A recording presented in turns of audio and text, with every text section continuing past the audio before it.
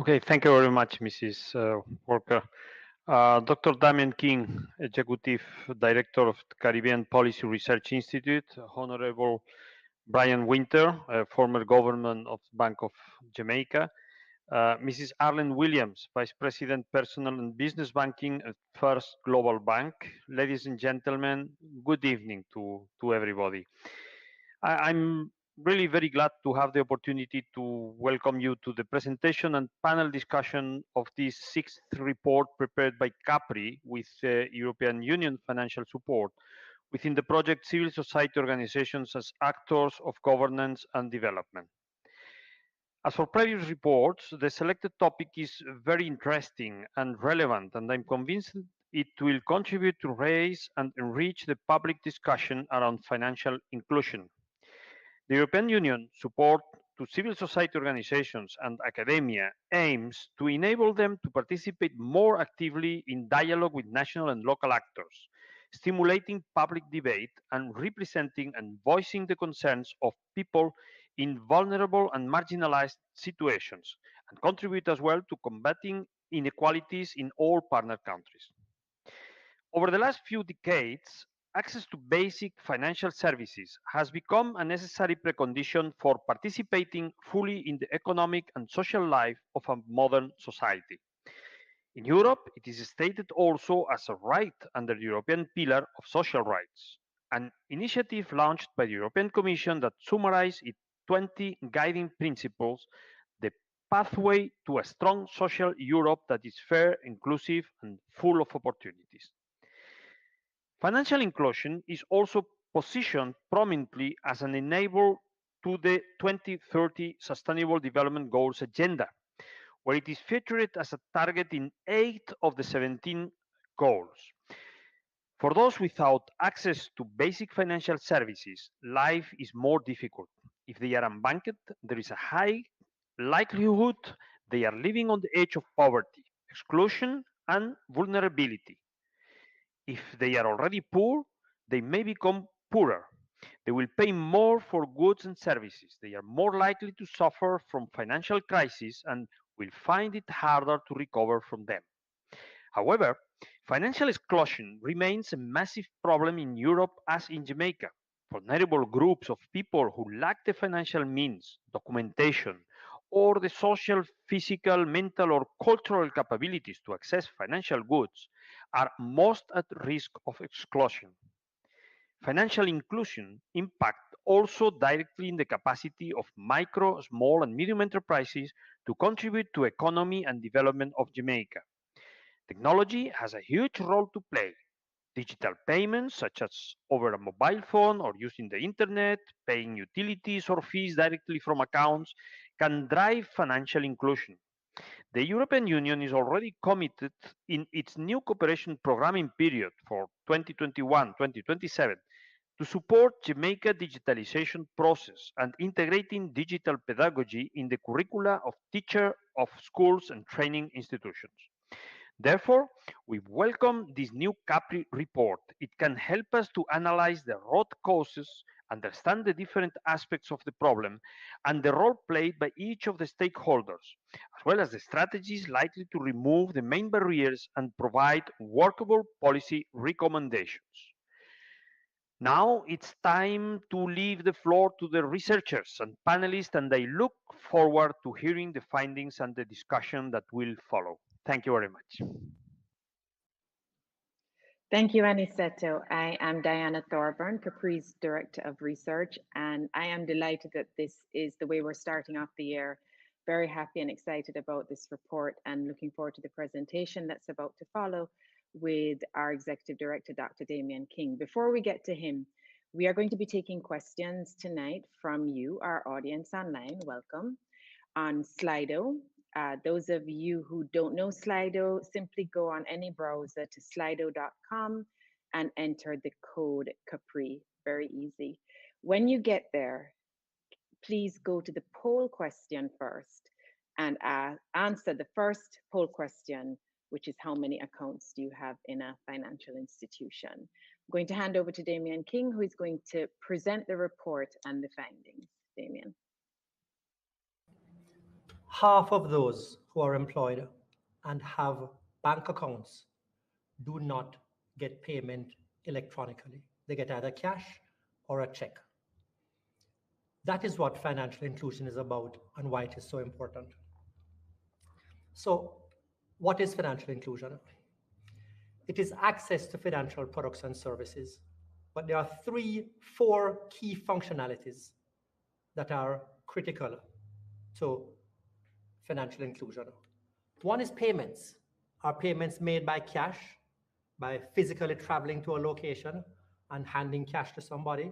Or is it done electronically from where you are, either by a mobile device or a payment card? Savings. Do you keep your savings in a financial institution or are they in a top drawer in your house? Do you have access to loans? Are you able to get a loan to tide you over when circumstances call for it? Or you need to buy a car, and a car is going to pay for itself over the course of time, but you need to borrow the money first. Do you have that option? And what happens when a catastrophe strikes, somebody gets ill? Do you have insurance to cover that unexpected expense? That is what financial inclusion is about. And what is the extent to which you have access to those services? You may have an account and have a debit card, that covers savings and payments, but you don't have the ability to easily borrow money when you need it, and you don't have insurance. So you can be partially financially included or included for some kinds of payments, but not others. So that's the landscape that we want to explore. And this is an important discussion because having access to financial services is important, first of all, individually. It's important for when you have to pay a bill. Do you have to get on a bus and travel to a location and stand in a line? And by the time you get back home, you have used up 1 or 2 hours. Our survey that we did for this report revealed that somebody who's at the minimum wage level, on average, takes 2 hours to cash a check. If you are financially included, you get paid electronically, you make your payments electronically, that's 2 hours that you save every payday. Your standard of living is also tied to whether you have access to financial services or not. Because if you don't, then your daily standard of living is connected to your cash flow. You actually have to have cash for any kind of purchases you need on a given day. Financial services helps you to mitigate shocks, and all of our lives have unexpected developments. But apart from the importance of access to the financial sector to individuals and households, it's important on a macroeconomic level as well, because all of this speaks to the efficiency with which economic activity is carried out. And so therefore, it affects the overall productivity of the economy. The financial sector is critical in the economy, and the more persons that have access to the financial sector and the more small businesses is, the more productive an economy is. Where are we in Jamaica when it comes on to access to financial services? Cash is still the dominant means of payment. Our survey revealed that 3/4 of persons we spoke to expressed a preference for cash. Consider, though, that this is in the context of not having good and easy alternatives to cash. When we tried to find out if everybody had access to some kind of account, it turns out that 17% of the population do not have any account in any kind of financial institution. Access to credit. Have you accessed any kind of borrowing, even on a credit card, over the last 6 months? Turns out that only 13% of the adult population had access to credit in this way over the last 6 months. a particular problem for micro, small, and medium-sized businesses, because every business needs to have credit in order to, use working capital, in order to manage its cash flows. For micro, small, and medium-sized businesses, only 25% of those businesses were carrying any kind of debt. So that is one of the factors that is holding back micro businesses from becoming small ones and small ones from becoming medium-sized ones. Half of the population does not have any kind of insurance whatsoever. Not auto insurance, not health insurance, not life insurance, not business insurance, not crop insurance. So in terms of Jamaican society, we see that there is really quite limited access to financial services, as important as financial services are. Why is this?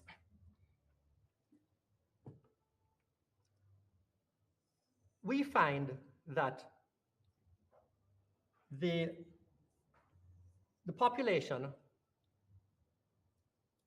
has a reluctance to use other kinds of payments. And the preference for cash in the absence of the alternatives has to do more with the absence of the alternatives. Why is it more people don't have savings accounts? Our survey revealed that half of the population, half of the low-income population actually have savings, but little of it is in a financial account, is in a bank account. It turns out that 2 out of 5 persons in our survey said that they lacked proof of address that they would need to be able to access a bank account. When we looked at why there was no access to credit, why people didn't borrow more, what we heard was that borrowing is burdensome in terms of the tediousness and complexity of the process. 2 out of 5 of our respondents said that borrowing was too burdensome, and even more so for the low-income population. Specifically in relation to small and medium-sized enterprises, 2 problems were cited. Inadequate collateral. Micro, small, and medium-sized enterprises don't have the kind of fixed capital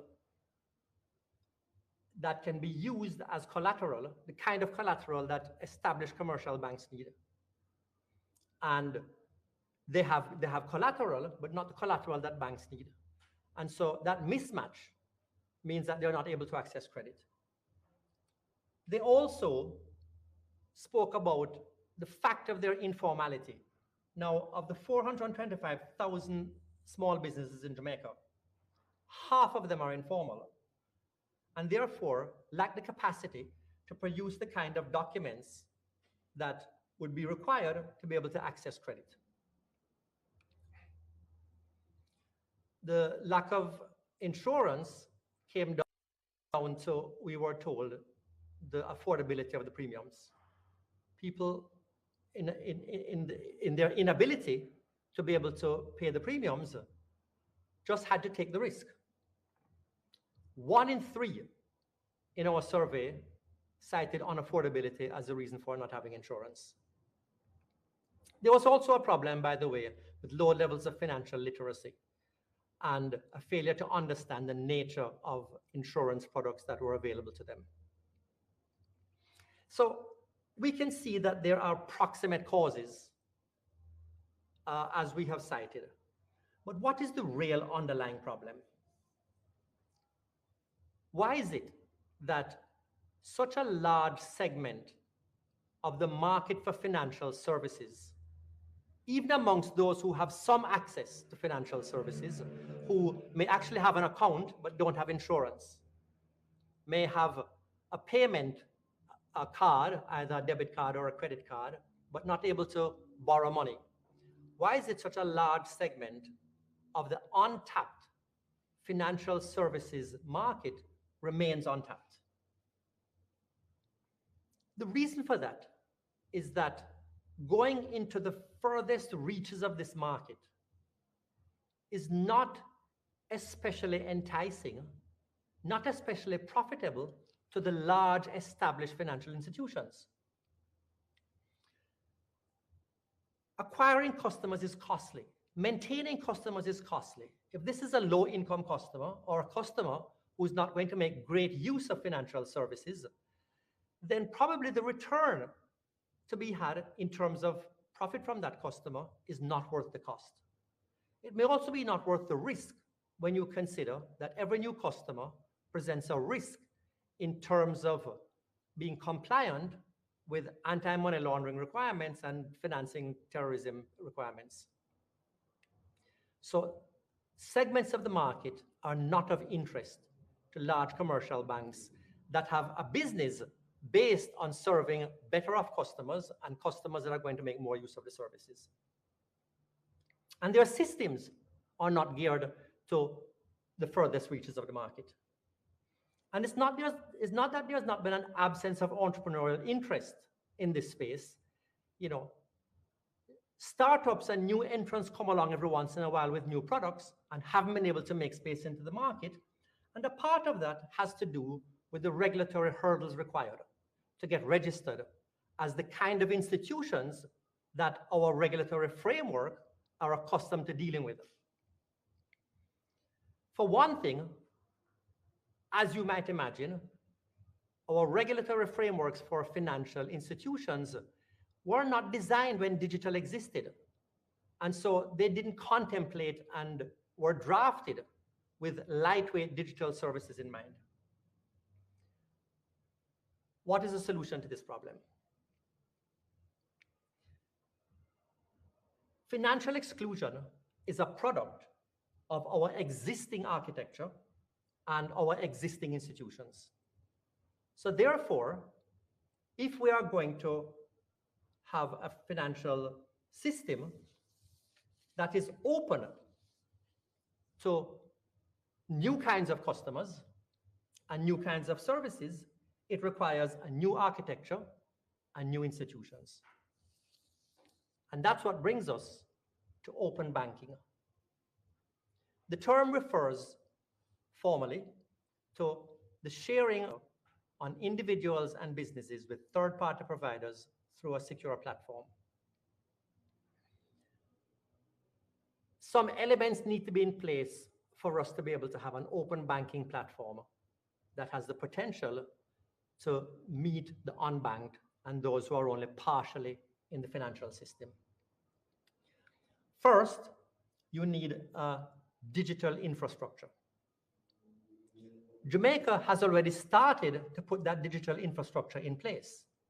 It requires a national digital identification system, and our national identification system is on its way to coming into reality. The legislation has been passed, and now the implementation is underway. Secondly, it needs digital currency issued by the central bank. In the same way the central bank issues paper money, the central bank needs to issue digital currency, known as CBDC. Regulatory progress has already been made in the directions we need to have on open banking. The Data Protection Act was passed in 2020, and last year, the central bank established a fintech regulatory sandbox, which is a walled-in regulatory space in which startups can test out their new financial products. So a start has been made. What is left to be done? Well, having passed the Data Protection Act, now the regulations that are going to govern that need to be drafted. That's important because those regulations are going to govern the sharing of transactional data, sharing of data on customers and transactions that are going to be conducted under the Act. We also need to draft regulations specifically for the conduct of open banking. Open banking regulations also facilitate data being shareable. Brazil, for example, requires that all registered financial institutions share transactional information with third parties. So that's a model. If we can complete the establishment, the drafting, and implementation of these regulations, then we're going to have open platforms and facilitating regulations, out of which will come competition and innovation. And it is that competitive innovation that is going to bring new players and new services that are going to seep into every financial service niche. Bringing in the unbanked is not for the existing institutions to reach out to them. It is for the financial sector to be able to reach the unbanked where they are. Not to get the people to do what the banks want to do, and by banks I mean the entire financial sector, but to get the financial sector to meet the people where they are. With an open banking platform, then the reach of financial services will expand to encompass more of the population. That's what we need to do.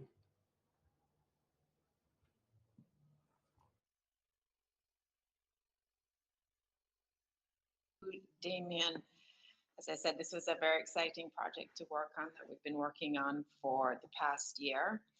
We are going to start taking questions via Slido. The instructions are there at the bottom of the screen. Go to the browser, slido.com. Event code is Capri. And we have one poll up and we're about to put up another one. So please answer that one.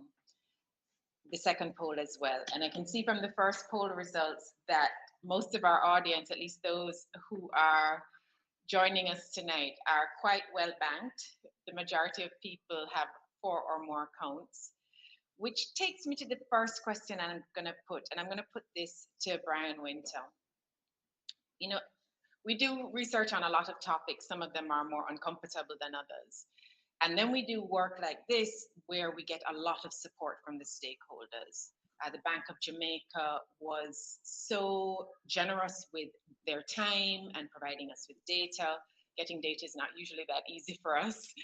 And other stakeholders were so willing to provide feedback and other support for this. Why is this something that so many people want right now? Why is this such an important topic for the stakeholders that they are so supportive of this effort? Well, thank you very much, Diana. And I must say that's an excellent question. I think I'd also say first to thank you and the organizers for having me on this panel and for taking up this really important topic. Why is it of so much interest today? I think it has been of great interest for quite a while.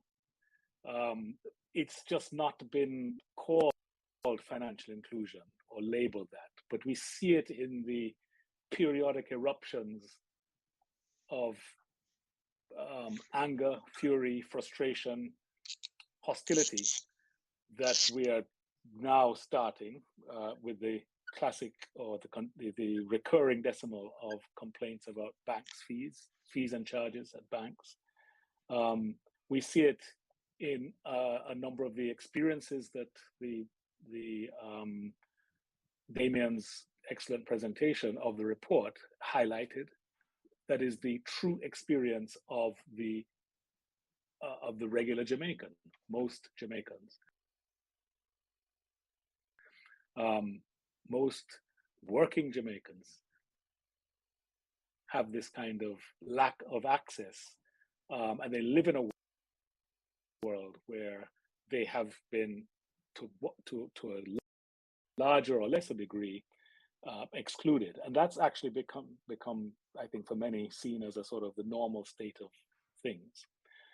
I think what has happened, and I don't want to put too much credit to it, but I think some credit should be given to the fact that certainly in Jamaica, that some years ago, it was recognized that this was an issue that needed to be taken from the world of anger, frustration, lack of progress, and of course the resulting negative impact on Jamaica's opportunity to grow and the opportunity for Jamaicans to live the kind of lives to which they should be able to aspire to.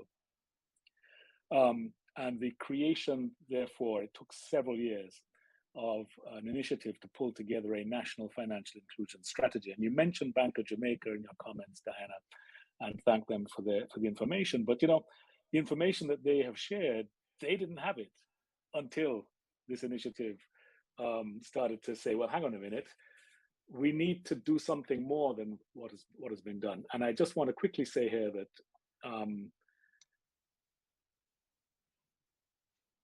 the way that the way that our institutions are, what kind of institutions we have, tends to define what sort of discussions we have and how we address problems. There was no institution for financial inclusion per se, and as Damien's presentation outlined, the ways in which you can be excluded cuts across a range of activities. So it's not just one thing. It's not just bank accounts, for example. And so I think that the effort to pull together a network of interested parties under this umbrella of the National Financial Inclusion Strategy has been bearing some success. And I think that it's important, I believe, for this to go further. And, I think today's report, the report being launched today, does show how much can be achieved when you give enough of a base of information that a report as reasoned, as deliberate, as reflective as this one can be put out by an independent entity grappling with the problem that everybody can see as a problem. And I think that that's an important step. The question is how to go further. And I have some thoughts about that as we go forward, if I have the opportunity, as to where I think we should be looking beyond the specific proposals that we see in the report. Okay, thank you. Yes, BOJ may have found the data for us, but usually state institutions are not that generous, so we were very appreciative. Arlene, we never intended to talk about bank fees at any point in time when we did this study or thought about the discussion, but right now that's all people are talking about. And it's interesting that one of the discussions that is being had about I think it's the increase in bank fees by some of the commercial banks, is that this is going to push people out of the system, and that this is the opposite direction of what we are all trying to do, which is bring more people into the system. What are your thoughts on how this current debate is shaping up in the context of trying to broaden financial inclusion? All right. Good night, Diana. And I did expect to be asked such a question tonight. And let me first of all comment on the fact that these are really tough times that we're seeing in Jamaica, with price increases happening across the various sectors. For the banking sector, I will really allow the JBA to respond formally, but let me just let you know how we at First Global have been approaching the financial inclusion. What we want to ensure is continued partnership with our clients.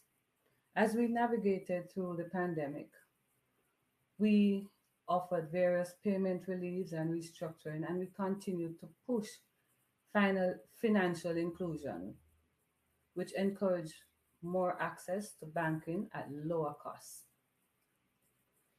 As such, we continue to expand our community banking model. As you know, we have our agent locations, 15 locations island-wide, and we're expecting to add an additional 2 in 2022.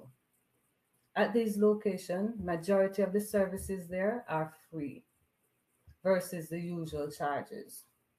We also recently upgraded our online banking system, our Global Access Plus, and as Dr. King referred to, we see where persons' digital banking is what will help to boost financial inclusion.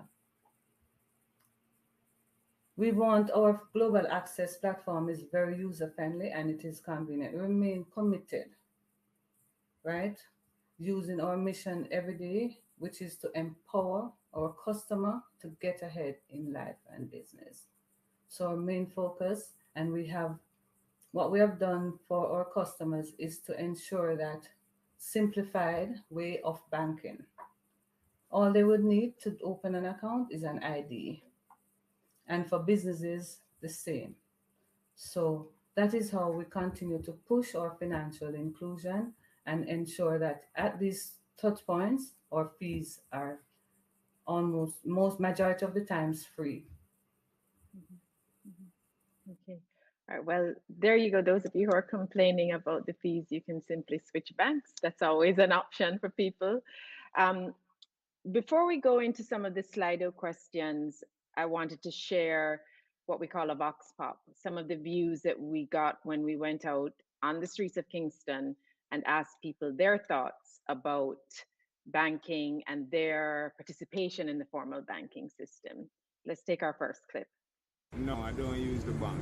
All right, is there a reason why? Bank is fall under capitalist system. See, money is an illusion. Money is an instrument. So I use the money to purchase these products. So this is my investment. Right. Because when you put the money in the bank lend it out and make investment. So I use this As your investment? as my capital investment. Okay. To generate more profit. So if I have 1 sterlina, I use the money and multiply it and get 500 sterlina. Right. And the list goes on from 500 to $1 million. So I use my money to multiply. All right. Yeah. To multiply my business. I don't really generally use the bank. The bank fall on the capitalist system. No, I don't.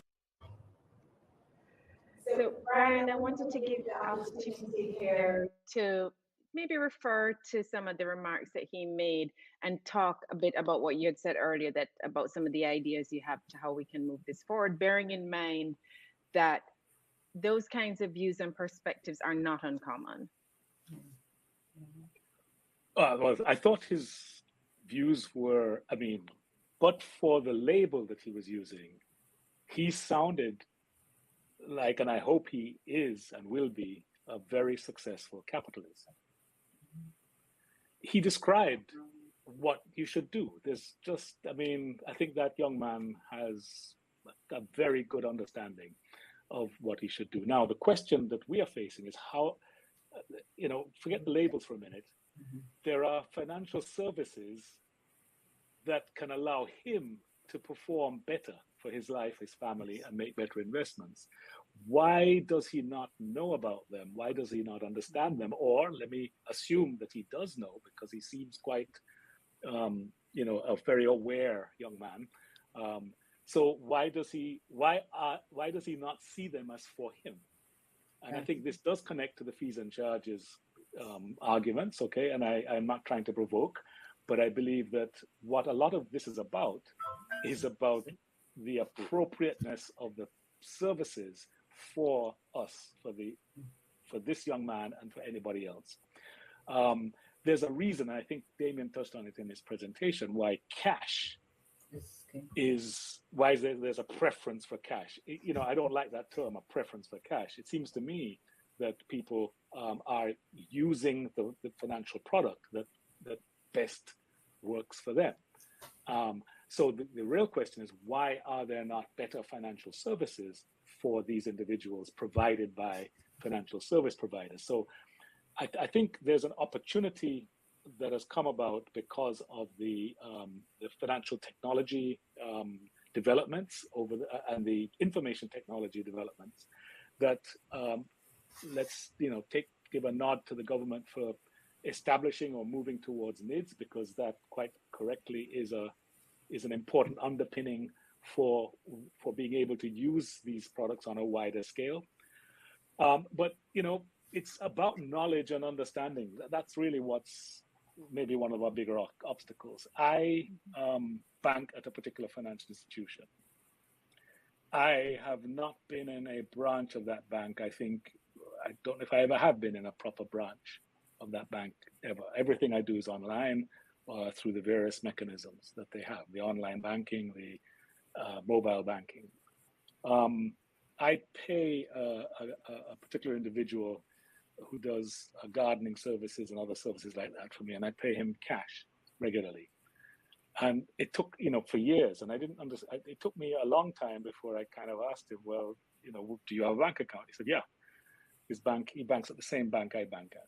I said, oh, so maybe I could pay you through your phone. He says he doesn't really want to do that, partly because he needs to go and pay the JPS. So I give him cash, and then he goes to JPS to pay his utility bill. This gentleman, he's not a young man. He's a individual who's built a family. Is very responsible. It's the backbone of Jamaica, in my opinion. People like him. But there he is, riding his bicycle every month to go to JPS to pay his phone bill. His light bill. I said, but doesn't that a bit of a hassle? He says, no, he goes early, so it's not that much of a line. So he takes an hour, maybe I don't know how long exactly, but he's quite okay with what he does. And I sit right here in this room, and I pay it on my phone, or while I'm waiting to, I'm doing something in my day-to-day life. I pay my light bill using my phone. Turns out when I discuss this with him, he has the same app. He can do the same thing I do. He's not excluded, right. But he's not using the service. He doesn't really. It's not been presented to him. Maybe I don't know all the reasons. And he's, as I said, I'm using this as an example of somebody like the young man that we looked at, intelligent, aware, engaged, involved, but yet not using the services. There's a problem there to do with, I think, the interest of the institutions in having these people use their services, something Damien touched on. So I think that the new products, the new services, the competitive the competing entities like Arlene's, who are coming up with things that suit our people better at lower costs. So we have to expose people to more competition. And I think that is where we're going to find the way, with new products that are more fine-tuned or tailored to what people need. Okay, thank you. I'm going to just pick up on that. And I'm looking at the questions coming in on Slido, and there are quite a few. Thank you for putting the questions in. Parse some of the sentiments that are coming from the questions and ask Monique to talk a little bit about the underbanked. So I think that was exactly who Brian was referring to, is, this gentleman has an account at his own bank. He has the app. He knows that these things exist, and there are many people like him, because I think the number of underbanked was quite high. If you just speak a bit to what the study found about the underbanked. Thank you for that question. All right, so we found that, as Damien would have mentioned in the presentation, among those who are employed, about half of them have bank accounts but do not receive cash through it. And two of the reasons that I would like to highlight, and I think I'd like to highlight them, I think they're very important. One is the high level of distrust among the population, both regarding financial institutions and the government, and also financial literacy. Now, when people don't trust the government or the formal banking sector, it does affect how they use the services. And that is one of the reasons why we are pushing for this whole open banking platform, because what it does, as Brian mentioned, is that it would have increased the level of competition within the financial ecosystem, forcing opening up the ecosystem so that those who are underbanked, they can now engage in other institutions, those that are more trustworthy in their eyes, and of course that will be the private sector or third party financial services. Financial literacy also affects them, their usage of these platforms, and one of those under that is the fact that many of them don't understand how to use it. Many of them don't understand the importance, as you can see in the video, the importance of having financial functionalities such as probably credit, access to insurance and other services, would have been investment or pension, so to speak. We found that a lot of them, about half of them, don't have that level of understanding. And this is also particular among the youth, right? So many youth believe that, insurance is not for them, right? They probably don't need it now, or they don't, it's for old people. But the truth is, insurance spreads across all age cohorts. And I do believe that once they get the understanding that this is in case something, an emergency happens, a shock to your income, health reasons, etc. These are important services that you, as a young person, would need. Don't wait until that point in time to get it. So financial literacy and trust in the formal banking system are two of the major reasons why we find that those who are banked, they're not using the services as much as we would like them to. I'm going to just play a short clip, which I think really brings to life what Monique was just talking about. I get the 10,000 package. You get a $10,000 compensation package. Okay, and how was accessing that? How was getting that? My daughter go up on the internet, pick up the information, send it off, and then give you time when. But I'm telling you, it was like a carnival, like a Christmas to get in the line to get it.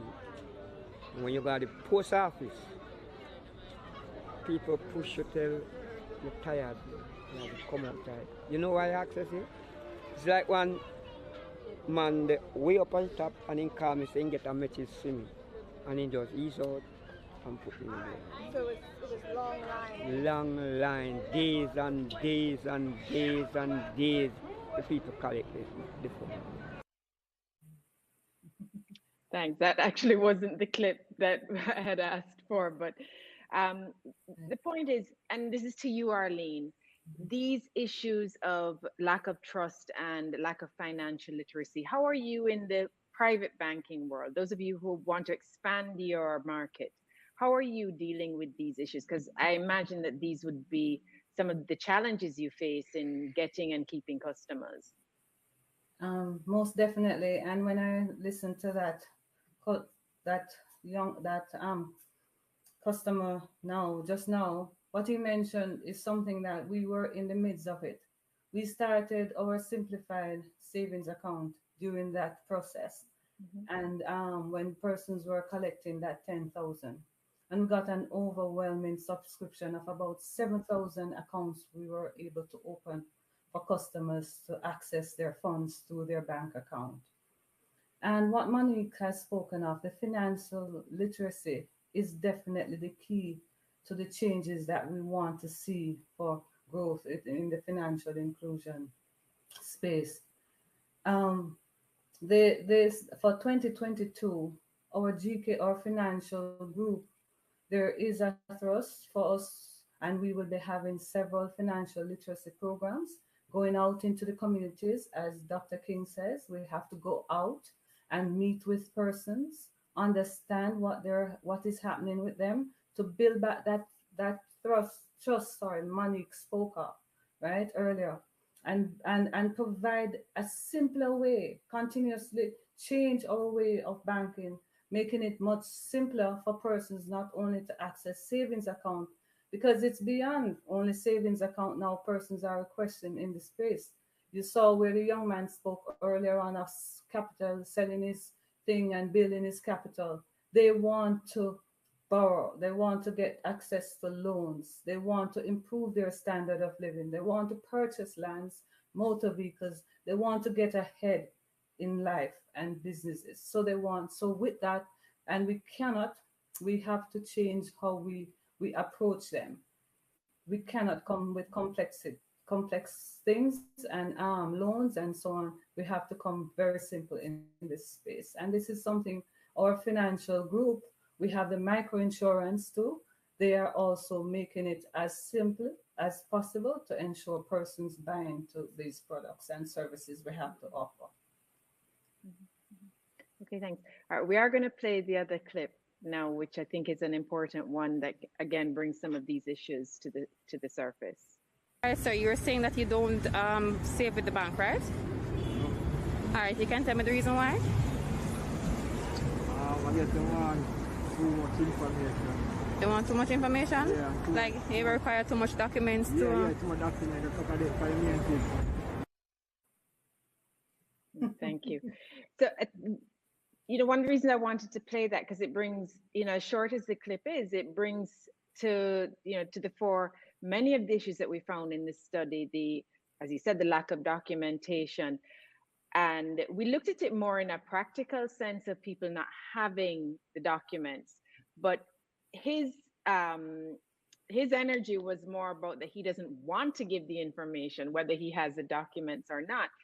And so the question that follows from that is, how are we going to manage these kinds of attitudes as we seek to elevate some of the products that are being offered? So the central bank digital currency, this idea that we have put forward of this open platform, when there is still some resistance to some of the very initial steps to becoming bank. Brianna, if you could give some thought to, how are we expecting Jamaicans to become comfortable with something like a digital currency when there's a low level of financial literacy, there's lack of trust, and there's also resistance to do the most basic thing, which is to give information to a financial institution?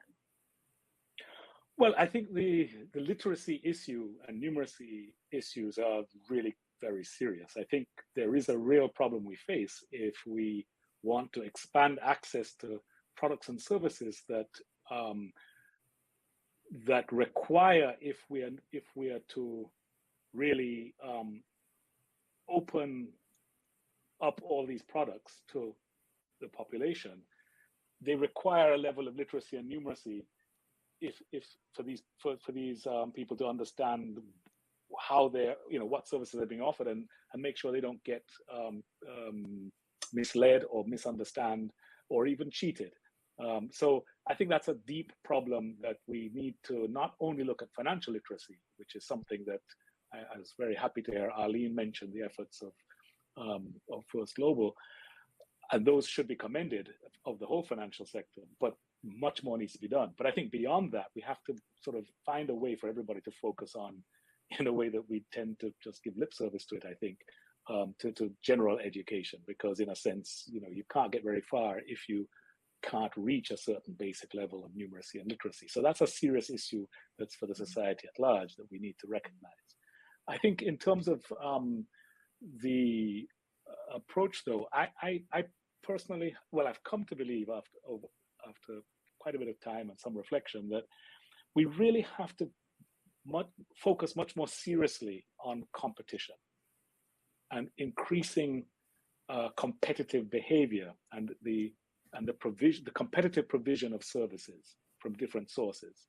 I think the open banking idea, and I'd like us to broaden the concept that we're thinking of open banking. It's not about your data being shared only, but it's about you being able to have your service provider that you choose plug into the bank and get information out of it and do transactions. I mean, I just want to make that point there, that's one important policy step that I think, I'm glad that you put it on the table there. And I do think that should be advanced with some urgency, because it will open up competition in a landscape that Jamaicans have not seen.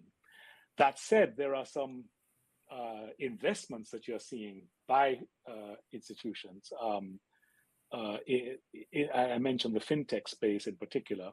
I'm associated with a product, a new product that's out there. I don't know if I'm allowed to advertise, so I'll try and be a little bit careful. But maybe I can. But you know, your phrase "check in" the title is quite cute and quite clever. But I would have to say sort of outdated in a way, because you know, we don't check in anymore, and we don't even check out. What we do is we sign in, and this new product that I'm talking about, you can sign up. It should only take you 5 minutes. You only need a TRN and you need a Jamaican ID. You don't need anything else. And you can sign in 5 minutes, and anyone can sign in. And what we do and what we have is we cash in and we cash out. But most importantly, we transact with each other. So you mentioned CBDC. I think that's a very important initiative, and I applaud it. But private payments, electronic wallets, mobile wallets, exist already. The one I'm mentioning is a new competitor in that space. And I think these can offer basic payment services quickly to everybody.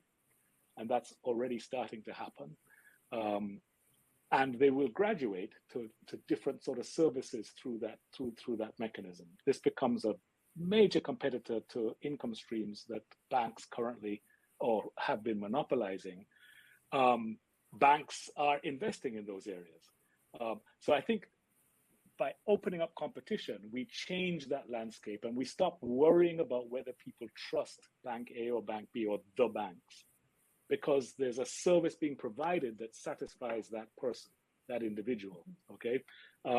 What we then have to do if we're doing this, we have to much more seriously, I think, turn our attention to consumer protection.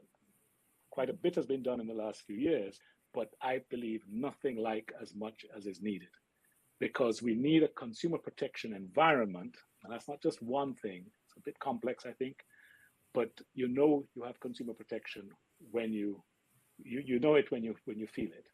And in Jamaicans, the ones who lack trust, and that's pervasive, they don't feel that this is an environment that protects them. It doesn't look after them. It's not easy for them to get solutions or resolutions. Now, as I said, there's a lot of work been done to improve that, but I think we have to take much stronger steps on the consumer protection side, even as we take much stronger steps to transform the competitive landscape, even more than it is today.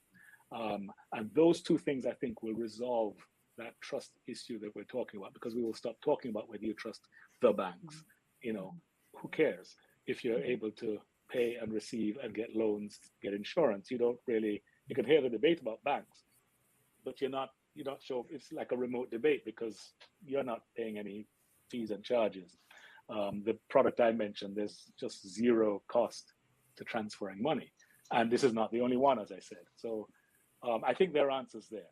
But I just make one last point before I stop to say that the report paid quite a lot of attention to credit to SMEs and others. And that's an important topic that we haven't dwelled on today, but I think it's really significant.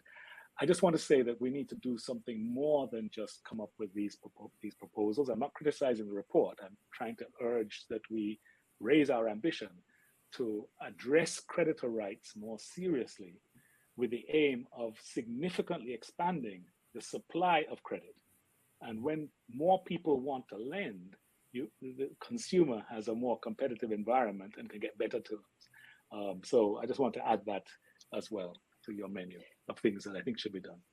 Oh, well, actually, you answered my wrap-up question already, so I'm going to go straight to Arlene to ask her, just as a last thing to say, if there was anything that you think we should have talked about, or anything you want to make sure is included in this discussion, which we will be continuing beyond this panel discussion here, and which we hope will continue beyond Capri. We hope that this will be the start of a broader conversation in the public. Is there anything else that we need to be thinking about as we have this discussion? Right. So Brian just touched on it more for me.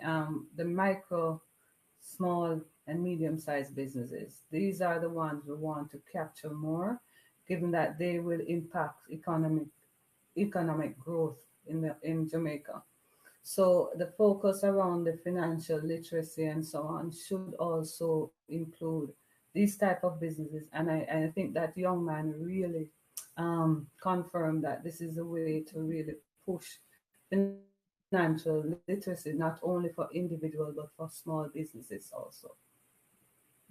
Okay, thanks. And Monique, as the lead researcher on this report that we're so proud of, what's the one thing that we haven't said tonight that you want to put out there?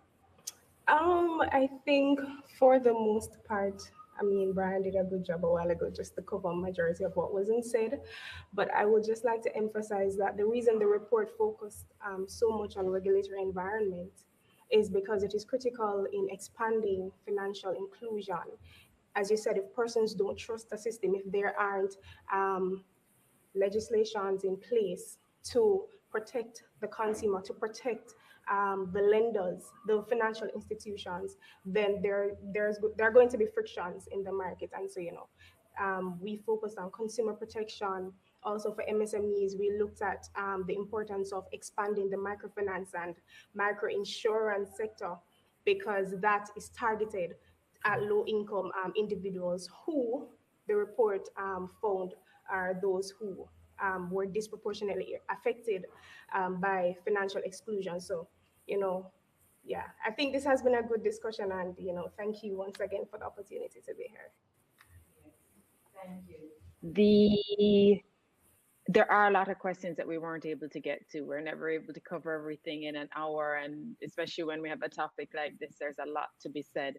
We will be having an IG Live with Damien and Leanne Levers, our Director of Advocacy, where we do store the questions, all of them, and we will get to those. So please look out on our social media for the time for that IG Live on Monday. Remember to answer the second poll question, which I think actually follows really nicely on what Brian just said about not even needing a bank, which is, would you be willing to have an account with a business that is not a bank? Not saying that what he's doing is not a bank, but that if that's the model going forward, then is that something that you would be willing to do with your own money? For example, business that offers a prepaid debit card. With that, I want to thank our panelists so much for a really rich discussion. And thank you to Damien for the presenting. And I'm going to hand back over to Nicole, who's going to send us home.